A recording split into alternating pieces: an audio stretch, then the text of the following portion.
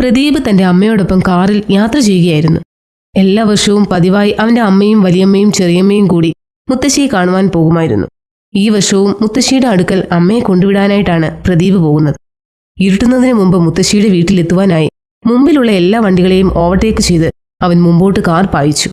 പിന്നെയും അവന്റെ മുമ്പിലുള്ള വാഹനത്തെ ഓവർടേക്ക് ചെയ്യുവാനായി ആ വാഹനത്തിന്റെ അടുത്തെത്തിയപ്പോൾ അവന്റെ മനസ്സ് ഇപ്രകാരം പറഞ്ഞു, വേണ്ട, ആ വാഹനം മുന്നോട്ടു പോകട്ടെ എന്ന്.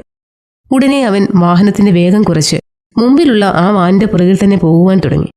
കുറച്ചു കഴിഞ്ഞപ്പോൾ വീണ്ടും ആ വാഹനത്തെ ഓവർടേക്ക് ചെയ്യുവാൻ തുടങ്ങിയപ്പോൾ വീണ്ടും അവന്റെ മനസ്സിലിരുന്ന് ആരോ വേണ്ട എന്ന് പറഞ്ഞു.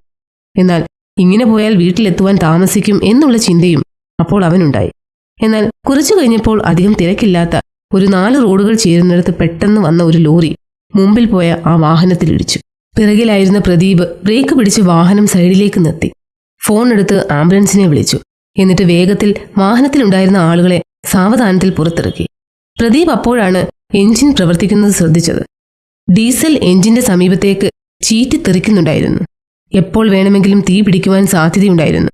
ലോറിയിൽ ഇടിച്ച ആ വാനിന്റെ ഡ്രൈവർ അപ്പോൾ തന്നെ ബോധം പോയി സ്റ്റിയറിംഗിൽ തലവെച്ച് കിടക്കുന്നുണ്ടായിരുന്നു.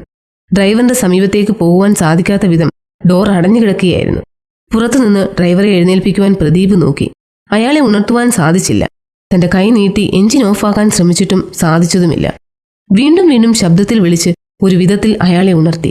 എഞ്ചിൻ ഓഫ് ചെയ്യൂ, എഞ്ചിൻ ഓഫ് ചെയ്യൂ എന്ന് അലറി വിളിച്ചു പറഞ്ഞു.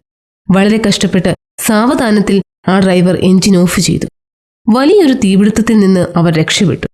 അതിനിടയിൽ അവിടെ വന്ന ആളുകളെല്ലാം കൂടി ചേർന്ന് ഡ്രൈവറെ രക്ഷപ്പെടുത്തി. ആംബുലൻസിൽ അവരെ കയറ്റിവിട്ട ശേഷം തന്റെ അമ്മയുടെ സമീപം ചെന്ന്, അമ്മേ, ഞാൻ വൈകിയോ എന്ന് ചോദിച്ചു. അതിനമ്മ, ഞാൻ വൈകിയല്ലോ എന്ന് ഞാൻ നേരത്തെ ചിന്തിച്ചു. എന്നാൽ കൃത്യസമയത്താണ് നമ്മൾ പോകുന്നതെന്ന് ഇപ്പോൾ എനിക്ക് മനസ്സിലായി. ശരിയായ സമയത്ത് ആവശ്യത്തിലിരിക്കുന്നവർക്ക് സഹായം ചെയ്യണമെന്ന് നാം ചിന്തിച്ചാൽ അത് തെറ്റല്ല എന്നും പറഞ്ഞ് അവർ യാത്ര തുടർന്നു. അതേ സുഹൃത്തെ, നാമും അത്യാവശ്യമായി ചിലയിടങ്ങളിൽ എത്തേണ്ടതായിട്ടുണ്ടെങ്കിലും യാത്ര തടസ്സപ്പെടുമെന്ന് തോന്നിയാലും ആവശ്യത്തിലിരിക്കുന്നവർക്ക് നാം സഹായം ചെയ്യേണ്ടത് ആവശ്യമാണ്. അങ്ങനെ തന്നെ മനുഷ്യർ നിങ്ങളുടെ നല്ല പ്രവൃത്തികളെ കണ്ട് സ്വർഗസ്ഥനായ നിങ്ങളുടെ പിതാവിനെ മഹത്വപ്പെടുത്തേണ്ടതിന് നിങ്ങളുടെ വെളിച്ചം അവരുടെ മുമ്പിൽ പ്രകാശിക്കട്ടെ.